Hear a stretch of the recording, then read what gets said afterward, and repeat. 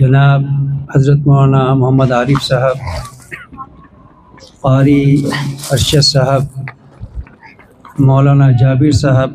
اور اسٹیج پر رونق افروز تمام علماء اور حفاظ کرام اور معزز حاضرین اور عزیز طلبہ، یقیناً یہ میرے لیے ہی نہیں ہم سب کے لیے بہت ہی خوشی و مسرت کا مقام ہے کہ اس وقت ہم لوگ ایک بہت ہی پر رونق ہی نہیں بلکہ پر نور مجلس میں موجود ہیں ماشاءاللہ، اور اس کی نورانیت میں ایک چیز اور اضافہ کر رہی ہے، اور وہ یہ کہ آج کی مقدس مبارک رات میں یہ مجلس منعقد ہو رہی ہے۔ یقیناً اس مجلس کے روح رواں مولانا جابر صاحب بہت ہی مبارکباد کے مستحق ہیں کہ انہوں نے انتہائی جافی اور انتہائی میرے علم میں ہے کہ جس حالات میں انہوں نے یہ کام شروع کیا تھا لیکن وہ لگے رہے ہیں جی صحیح بات، اور اللہ کے نزدیک وہی کام زیادہ محبوب ہے اور پسند کیا گیا ہے جس میں مداومت ہو۔ بزرگان دین فرماتے ہیں کہ دو چیزیں اگر کسی کام میں ہو جائیں تو تیسری چیز خود بخود شامل ہو جاتی ہے۔ نمبر ایک اخلاص اور نمبر دو پابندی سے قائم رہنا۔ جب یہ جو دو چیزیں کسی بھی عمل میں شامل ہوں گی تو تیسری چیز خود بخود شامل ہو جائے گی، وہ ہے فضل خداوندی۔ لہذا ہم یہ سمجھتے ہیں اور ہم اس کو فعال نیک ہی مانتے ہیں کہ آج اتنی مدت کے بعد الحمدللہ اس مدرسے کے جو کہ چھوٹا سا ایک مکتب کی شکل میں شروع ہوا تھا، آج ثمرہ ہم کو یہ دیکھنا مل رہا ہے کہ حفاظ کرام آج یہاں سے فارغ ہو کے نکل رہے ہیں، اور کافی بیچز نکل چکے ہیں اس سے پہلے۔ وہ جہاں جہاں بھی نمازیں پڑھا رہے ہوں گے، جہاں جہاں بھی اپنے خدمات انجام دے رہے ہوں گے، ان سب کا اجر و ثواب مولانا جابر صاحب کے نامہ اعمال میں لکھا جائے گا، اور ان تمام حضرات کے نامہ اعمال میں بھی جنہوں نے دامے درمے قدمے سخن حصہ لیا ہے اس کام میں۔ اگر آپ کچھ نہیں کر سکتے تو زبانی طور پر ہی اس کار خیر کی یا کسی بھی کار خیر کی تائید کر دیں تو وہ بھی اللہ کے یہاں بہت ہی بابرکت عمل ہے، اور انشاءاللہ تعالیٰ آپ کے نامہ اعمال میں قیامت کے دن لکھا جائے گا۔ یہ صرف اس کو ایک چھوٹا سا ایک مدرسہ نہ سمجھیں کہ جہاں قرآن کریم کی تعلیم ہو گئی، حفاظ بچوں کو بنا دیا گیا اور بس کام ختم۔ دنیا میں اگر کوئی چیز ہے جس کو اللہ کی ذات سے ڈائریکٹ نسبت ہے وہ اللہ کا قرآن ہے۔ سبحان اللہ، وہ اللہ کا قرآن ہے جو اللہ کی نسبت رکھتا ہے، اس کے علاوہ دنیا میں کوئی چیز ہے ہی نہیں۔ تو کتنی عظیم چیز ہے یہ اور کتنی بابرکت چیز ہے یہ، سبحان اللہ۔ اور جیسا کہ کہا جاتا ہے، مولانا نے بڑی تفصیل سے بتایا کہ ادیان سماویہ جو سابق میں اترے اور جو کتابیں نازل ہوئی، کتنی بڑی بڑی کتابیں تھیں کہ اونٹوں کے اوپر لے کے چلا جاتا تھا ان کو، اور ایک اونٹ نہیں کئی اونٹوں کے اوپر۔ ان سب کا خلاصہ قرآن کریم کے اندر اللہ تعالیٰ نے فرما دیا ہے، جمع کر دیا ہے، اور پورے قرآن کا خلاصہ سورہ فاتحہ میں جمع کر دیا ہے، اور پورے قرآن سورہ فاتحہ کا خلاصہ اس ایک آیت میں ہے، ایاک نعبد و ایاک نستعین۔ پوری دنیا پورے دین کا خلاصہ یہ آیت ہے، یوں سمجھ لیجیے، خواہ وہ سابقہ دیان ہو یا دین محمد علیہ الصلوۃ والسلام ہو، ان سب کا خلاصہ صرف ایک چیز ہے، اور وہ ہے ایاک نعبد و ایاک نستعین۔ اے اللہ، ہم تیری ہی عبادت کرتے ہیں، اور دنیا کے ہر کام میں، دنیا کے ہر میدان میں، ہر ضرورت میں ہم تیری ہی مدد چاہتے ہیں۔ توحید خالص ہے یہ، عبادت بھی تیری اور دنیا کے کاموں میں اور دین کے کاموں میں مدد بھی تیری، بس یہ ہے دین کا خلاصہ۔ اس کو آپ پوری زندگی میں پھیلا لیجئے، آپ گویا کہ کامل مکمل مسلمان ہو جائیں گے۔ اگر اس کوئی شخص ان دو چیزوں پر عمل کر لیں، ایاک نعبد، عبادت میں وہ کامل ہو، اور اپنے اعمال میں وہ صرف اللہ تعالیٰ پہ بھروسہ کرنے والا ہو، اللہ تعالیٰ سے مدد چاہنے والا ہو۔ اللہ کے رسول صلی اللہ علیہ وسلم کی تمام تعلیمات اور تمام انبیاء سابقین کی تعلیمات بھی تو یہی کہہ رہی ہیں، سب نے توحید کا درس دیا ہے، سب نے اس بات کی تعلیم دی ہے کہ آپ کو اپنی زندگی کے اندر صرف خدا کو معبود ماننا ہے، اور اپنے ہر کام میں اسی سے وسیلہ، اسی سے مدد مانگنی ہے، اسی سے استعانت مانگنی ہے۔ اور وہ دنیا میں بھی ہو سکتا ہے، دینی بھی ہو سکتا ہے، معاشی بھی ہو سکتا ہے، ملی بھی ہو سکتا ہے، کسی بھی لائن کا ہو۔ تو اس لحاظ سے آج ہم ایک ایسی جگہ ہیں کہ جہاں اللہ تعالیٰ کے اس مبارک کلام کی خدمت انجام دی جا رہی ہے عرصہ دراز سے، لہٰذا ہمارے لیے ہی نہیں، مؤسس مدرسہ کے لیے ہی نہیں، مدرسہ کے بانی کے لیے ہی نہیں، تمام اہلیان محلہ، اہلیان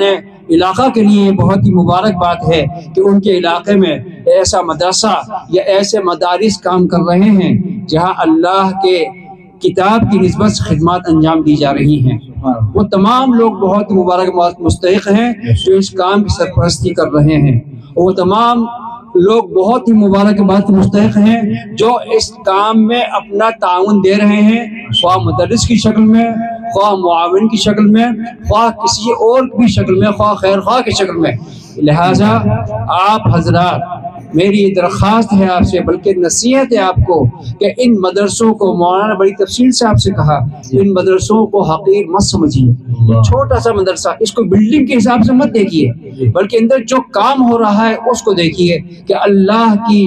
کلام کی نسبت سے یہ عظیم خدمت یہاں انجام دی جا رہی ہے۔ بھائیوں، دیر بہت ہو گئی ہے، بات تو لمبی کی جا سکتی تو کی جانی چاہیے تھی آپ سے، اس لیے کہ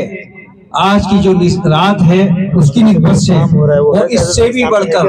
آج کے جو حالات ہیں ملک کے خاص طور سے اور پورے عالم کے عام طور سے، مسلمانوں کے اعتبار سے کیا حال ہو رہا ہے، کیا صورتحال ہے، کیا حالات چل رہے ہیں، کیا حالات آنے والے ہیں،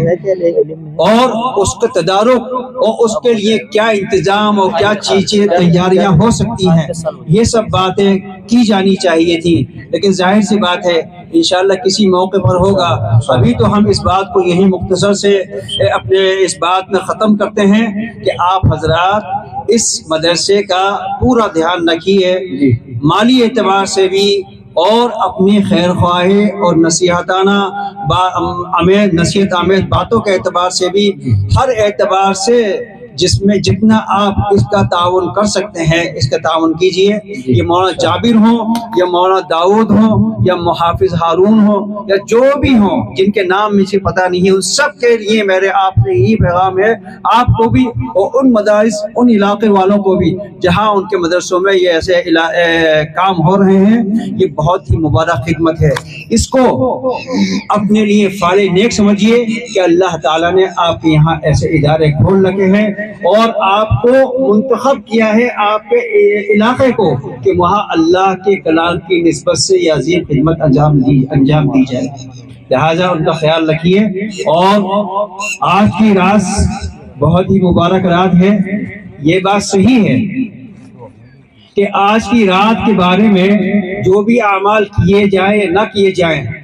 اس میں لوگ افراط اور تفریط میں مبتلا ہیں۔ ایک طرف وہ لوگ ہیں جو سرے سے اس بات کو نکار دیتے ہیں کہ اس رات میں کوئی بھی چیز کرنا یا کوئی کام کرنا بدعت ہے، ایسے بھی ایک طبقہ ہے۔ اور کچھ لوگ وہ ہیں جنہوں نے بالکل ہی نیا دین، نیا مذہب اختیار کر لیا ہے کہ چند رسومات کو، چند طریقوں کو، چند روایتوں کو انجام دینا اس کو ہی دین کا حصہ سمجھ لیا ہے۔ اور یہ دونوں ہی چیزیں جو ہیں یہ دین کی تعلیمات کے بالکل منافی ہیں۔ اللہ کے رسول سے آج کی رات میں جو چیز ہم سے ثابت ہے وہ یہ ہے، سب سے پہلے تو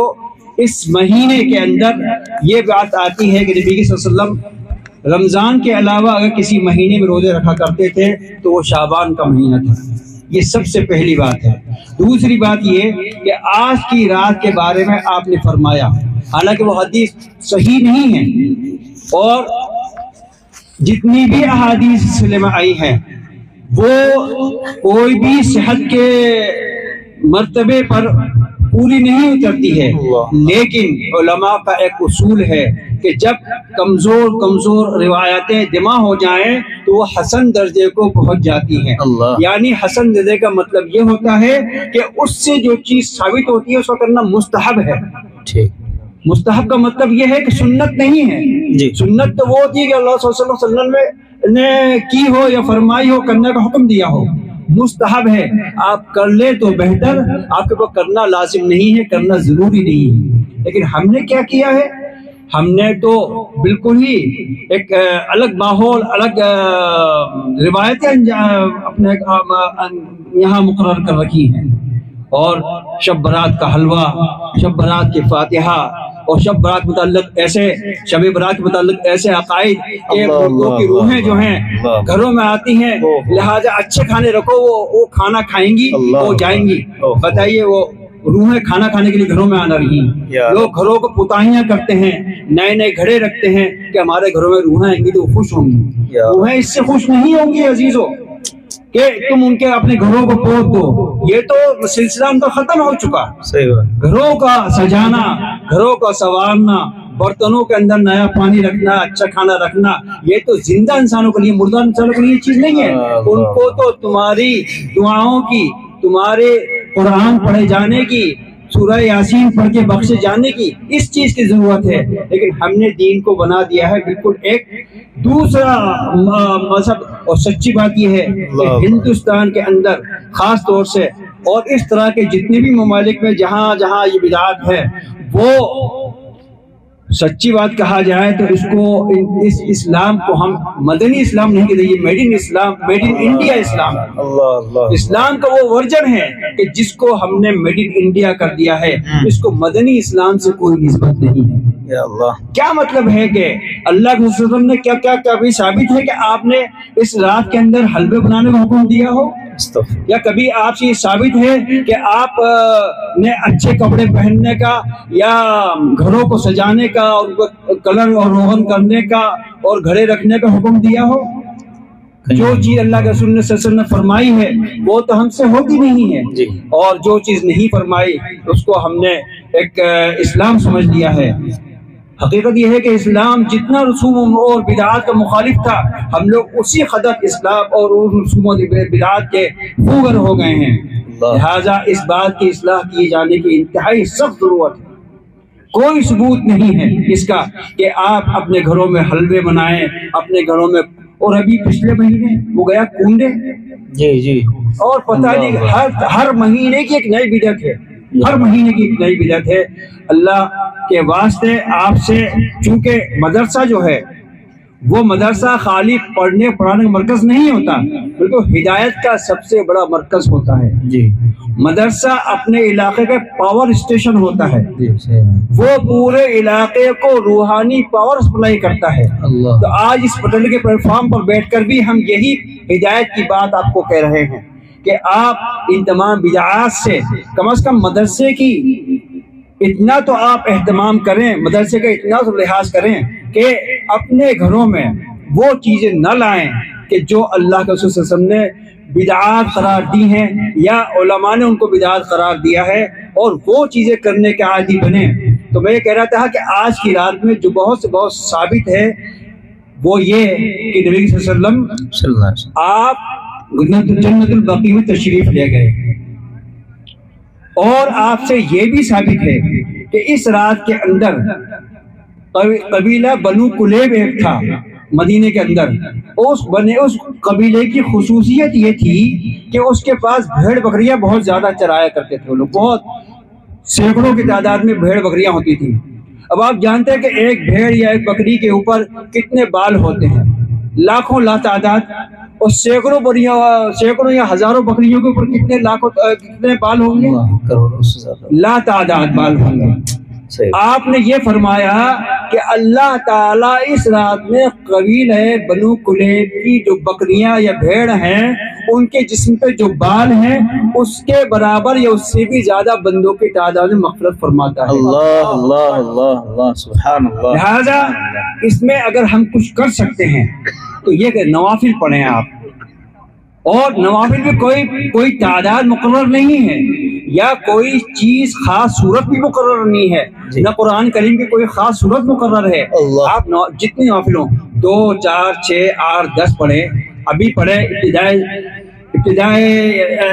شب میں پڑھیں یا آخر شب میں پڑھیں، بلکہ حدیث شریف میں تو آتا ہے کہ اللہ تعالیٰ سمائے اولا پر یعنی اس والے آسمان پر جلوہ افروز ہو جاتا ہے سورج غروب ہونے کے بعد سے ہی۔ اللہ فرماتا ہے حل من مستغفر اغفر لہ، ہے کوئی مغفرت چاہنے والا کہ میں اس کو مغفرت کروں، ہے کوئی اپنی ضرورت والا کہ میں اس کی ضرورت پورا کروں، ہے کوئی مبتلا کسی مرض میں یا کسی مصیبت میں کہ میں اس کی مصیبت دور کروں، اللہ تعالیٰ پکار رہا ہے، اور ہم ہیں کہ اپنی دنیاوی امور کے اندر مشغول ہیں، حلوے بنانے میں مشغول ہیں، اپنی جو چیزیں رسوم روایات ہم نے مقرر کرنی ہے ہم اس کے اندر مشغول ہیں۔ ارے اللہ پکار رہا ہے، جائیے اپنے گھروں کے اندر۔ اور یہ بھی ہے کہ اجتماعی طور پہ کوئی چیز نہیں ہونی چاہیے، مسجدوں کے اندر آپ جا کے کریں یہ بھی جاتے ہیں، اپنے گھروں پہ جا کے کیجیے، یہ ہے مستحب عمل۔ اپنے گھروں کے اندر نوافل کام اور نوافل عبادات کے لیے تو علماء